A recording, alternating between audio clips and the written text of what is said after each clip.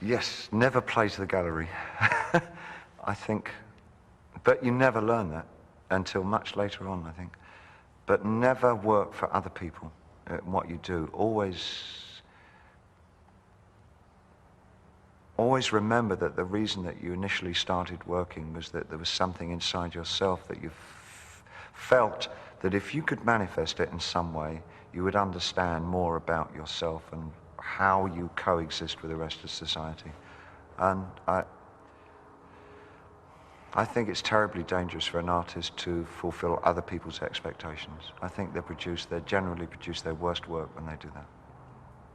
And the other thing I would say is that if you feel safe in the area that you're working in, you're not working in the right area. Always go a little further into the water than you feel you're capable of being in. Go a little bit out of your depth. And when you don't feel that your feet are quite touching the bottom, you're just about in the right place to do something exciting. Very much a child and product of the early 60s. It seemed to me to be terribly exciting and maybe kind of glamorous to be a commercial artist. That's what I kind of thought I wanted to do when I was 12. I thought it must be, because I was impressed with things like the father in Dennis the Menace, who had those check jackets and the big glasses on, and the crew cut. That was a very hip look then, you know, to anybody in Britain. I don't think it was in America. But at the time I thought, that's Madison Avenue, you know, that's advertising, that's the place to be. I think the difference that most artists have, the ones that I come across,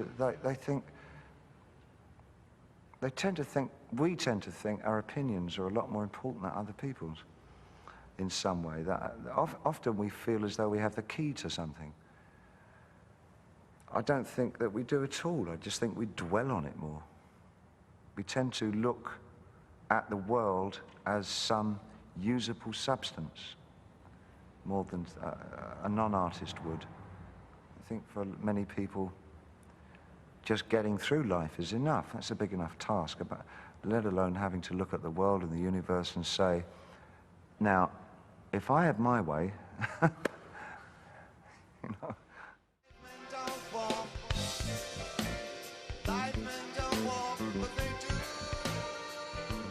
The way that I work, I will either be extraordinarily accepted, or otherwise I reach a point where I've got 7 people listening to what I do. I mean, there's never in between, at least. And it's been like that all my life, you know. People have either really accepted what I do, or they absolutely sort of push it away from them. And I guess I've gotten used to that, and that's kind of, I guess that's what I am, you know. Sometimes I'm useful currency, and other times I'm not.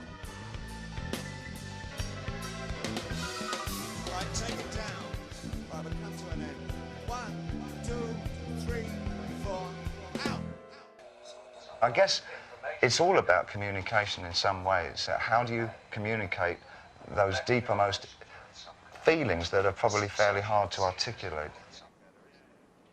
Well, I suppose since I stopped doing drugs and drinking, I think probably I really prize getting up early in the morning, which is something that happens. I now find, for years now, I've gotten up regularly at 6 in the morning. It doesn't matter what time I go to bed, I still get up, which is not a great thing, actually, when I'm rehearsing, because you rehearse pretty late. But I still get up at 6. I enjoy the fact of seeing the light come up with me, and then utilizing the daylight and what it brings, and the kind of message that it brings. It's a different message from when you're living in twilight hours, and things get very symbolic representationally. If you live through the twilight hours and the early hours of the morning, there's a shadow to your life all the time. Psychologically, you're in the dark as well as physically in the dark.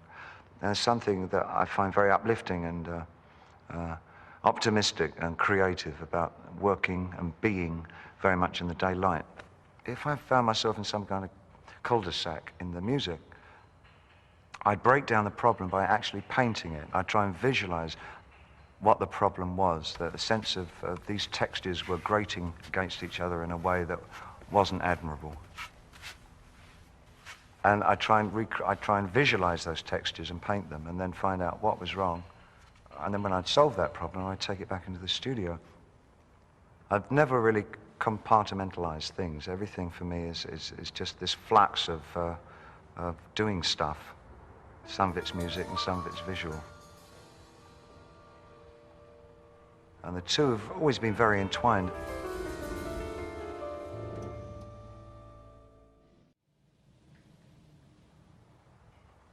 It's going to affect me, whether I like it or not. I'm going to be pained by the people that don't like it, and I'm going to be bolstered by people who do like it. What it won't do is change the way that I work, which is probably the most important thing. But whatever I hear, and people will insist on sending me any criticism, I'll get over it fairly quickly. I'm not thick-skinned, but I'm not thin-skinned either. But I've gotten used to the fact that you just can't please all the people all the time. And I've got no great desire to be loved in a major way by faceless, anonymous crowds. It doesn't really, it's not part of something that I want. Yes, never play to the gallery. I think, but you never learn that until much later on, I think. But never work for other people at what you do. Always remember that the reason that you initially started working was that there was something inside yourself that you felt that if you could manifest it in some way, you would understand more about yourself and how you coexist with the rest of society. And I think it's terribly dangerous for an artist to fulfill other people's expectations. I think they generally produce their worst work when they do that. And the other thing I would say is that if you feel safe in the area that you're working in, you're not working in the right area. Always go a little further into the water than you feel you're capable of being in. Go a little bit out of your depth.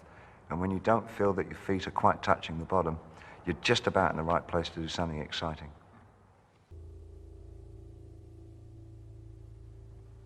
I wish I could be altruistic and say, no, it's just for the moment. But I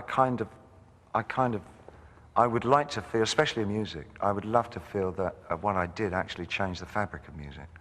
And I think I've been very fortunate that I've actually seen it happen within my lifetime. I mean, I've seen music, modern music, change so dramatically over the last 25 years. And I've got a fairly shrewd idea of how much, say, myself and Brian Eno had to do with changing aspects of it, you know. And I'm sure many people from my generation, because it's such a fast event horizon in popular music, many of us have been able to see the changes that we've made, from the Stones to name anybody you would want to, really. And so that's pretty satisfying, you know, because we've seen it happen.